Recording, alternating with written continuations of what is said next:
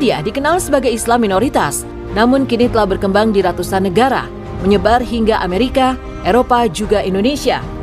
Lantas, apa saja yang telah dilakukan Muslim yang satu ini? Setelah pendirinya wafat pada tahun 1908, secara organisasi Ahmadiyah dikomandoi secara terpusat oleh seorang pemimpin rohani yang dikenal sebagai Khalifah.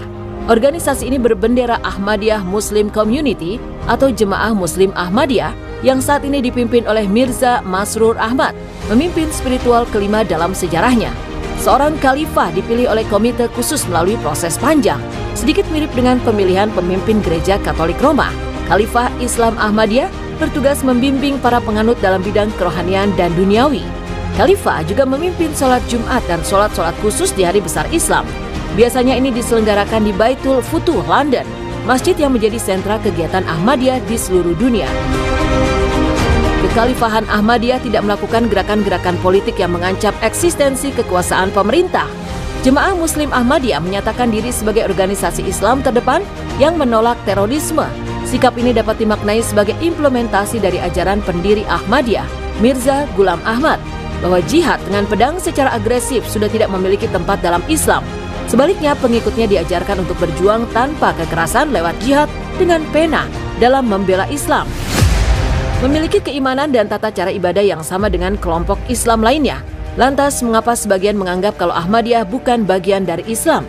Persekusi terhadap jemaat Ahmadiyah sepenuhnya disahkan, bahkan didukung oleh pemerintah Pakistan. Undang-undang pidana Pakistan secara eksplisit mendiskriminasi minoritas agama dan Ahmadiyah. Secara khusus menjadi sasaran pelarangan karena langsung dan tidak langsung menyebut diri sebagai Muslim. Ahmadiyah dilarang menyebut masjid sebagai tempat ibadah atau menggunakan azan dan berdoa sebagaimana kaum Muslim. Mereka juga dilarang menyebarkan dengan perkataan atau menulis atau mengatasnamakan agama mereka dengan maksud mengajak orang lain. Pada 1979, seorang ilmuwan Pakistan bernama Abdus Salam memenangkan Nobel Fisika. Penemuan terbesar dalam hidupnya ini adalah kunci yang mendasari teori fisika partikel yang masih dipakai hingga kini. Juga menjadi tonggak penemuan partikel Higgs boson pada 2012. Dan Abdus Salam adalah pengikut Islam Ahmadiyah. Abdus Salam adalah orang Pakistan pertama yang memenangkan Nobel. Semestinya kemenangan ini menjadi momen bersejarah bagi negaranya. Panjang hidupnya, Abdus Salam taat beribadah. Ketika bekerja sepanjang hari di rumahnya di London, ia lakukan sambil memutar rekaman lantunan ayat-ayat suci Al-Quran. Dia juga tidak pernah melihat keyakinannya sebagai halangan untuk ilmu pengetahuan. Bahkan ia menganggap kedua bidang ini bekerja saling berkelindan. Ia kerap mengaku kepada banyak sejawatnya, sebagian besar ide-ide datang kepadanya dari Tuhan. Abdus Salam bekerja keras menemukan teori dasar fisika yang bisa menjelaskan semua teori fisika partikel yang dikatakannya mirip dengan keyakinannya. Lubna Arsyad mencatat sejarah baru. Ia adalah perempuan kulit berwarna sekaligus muslimah pertama dalam sejarah yang dilantik sebagai Lord Mayor of Oxford atau Wali Kota Oxford pada Rabu 17 Mei 2023. Dengan hijab yang menutupi kepala, ia tampil berbeda. Lubna Arsyad yang sebelumnya adalah Labour Councillor dilantik dalam sebuah upacara di Balai Kota Oxford. Pejabat sebelumnya Kota James Fry pensiun dan mengundurkan diri. Lubna Arsyad terpilih sebagai anggota Dewan Kota pada tahun 2018 mewakili Cowley Marsh pada awalnya dan kemudian karena perubahan batas pemilihan, sekarang melayani Temple Cowley. Sebagai wali kota, Lubna Arsyad juga menaungi sejumlah badan amal, yakni Humanity First, Oxford Community Action, dan Asylum Welcome.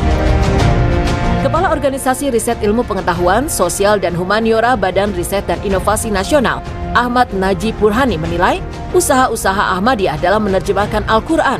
Menurutnya, Ahmadiyah merupakan pionir penerjemahan Al-Quran dan terjemahannya menjadi bahan rujukan para tokoh awalin Republik Indonesia. Pada awal abad ke-20 sampai masa kemerdekaan, terjemahan Al-Quran versi Ahmadiyah juga menjadi bahan rujukan para tokoh awalin negeri ini. Di antaranya Soekarno, Kiai Haji Agus Salim, Ruslan Abdul Ghani, HOS Cokro Aminoto hingga Young Islamiten Bond. Hingga kini Ahmadiyah telah menerbitkan terjemahan Al-Quran ke 120 bahasa di dunia. Barangkali ini merupakan salah satu organisasi Islam yang mampu menerjemahkan Al-Quran ke dalam banyak bahasa di dunia. Islam Ahmadiyah punya sejarah panjang di Afrika. Para misionaris pertama tiba seabad yang lalu di Afrika Barat dan telah sukses secara spektakuler di antara orang Afrika, terutama di Nigeria, Tanzania, Ghana, Sierra Leone, dan Nigeria yang secara kebetulan juga akan menjadi negara dengan pertumbuhan tercepat di dunia dalam hal populasi. Sebagai persentasi dari populasi nasional, Sierra Leone diperkirakan memiliki 10-16% Ahmadiyah, presentasi tertinggi di dunia dan jauh lebih tinggi daripada di Pakistan. Di Ghana, Muslim Ahmadiyah juga merupakan lebih dari 1/6 populasi Muslim dan mengoperasikan ratusan sekolah, perguruan tinggi dan stasiun radio. Di Burkina Faso, stasiun radio Ahmadiyah bersaing secara agresif dengan stasiun Muslim Sunni lainnya untuk menyebarkan dakwah Muslim Afrika yang sebelumnya sebagian besar non-denominasi yang menggabungkan kepercayaan animisme tradisional mereka yang sinkron dengan mistisisme Sufi.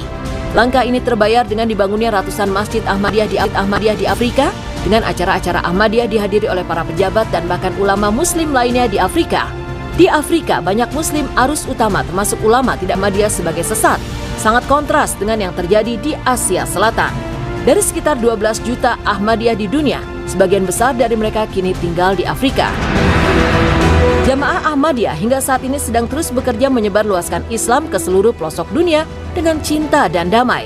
Upaya-upaya yang dilakukan oleh Muslim Ahmadiyah dalam menyebarluaskan Islam dan ajaran Nabi Muhammad SAW ke seluruh pelosok dunia, di antaranya ialah dengan cara mengirimkan mubalik Islam ke seluruh negara di semua benua. Mereka bekerja siang dan malam mendakwahkan Islam kepada masyarakat dunia yang sebelumnya sama sekali belum mengenal Islam, mendirikan pusat-pusat misi dakwah di berbagai kota di negara di mana mereka ditugaskan. Kemudian mereka mendirikan masjid-masjid ketika dakwah telah berkembang untuk memfasilitasi para jamaah beribadah kepada Allah SWT. Jemaat Ahmadiyah membangun lebih dari 15.000 masjid, 500 sekolah, lebih dari 30 rumah sakit di dunia. Itulah Ahmadiyah. Minoritas Muslim ini kini terus berkembang pesat dengan ajaran cinta damainya, menyebarkan Islam ke seluruh pelosok dunia dengan motonya Love for all, hatred for none.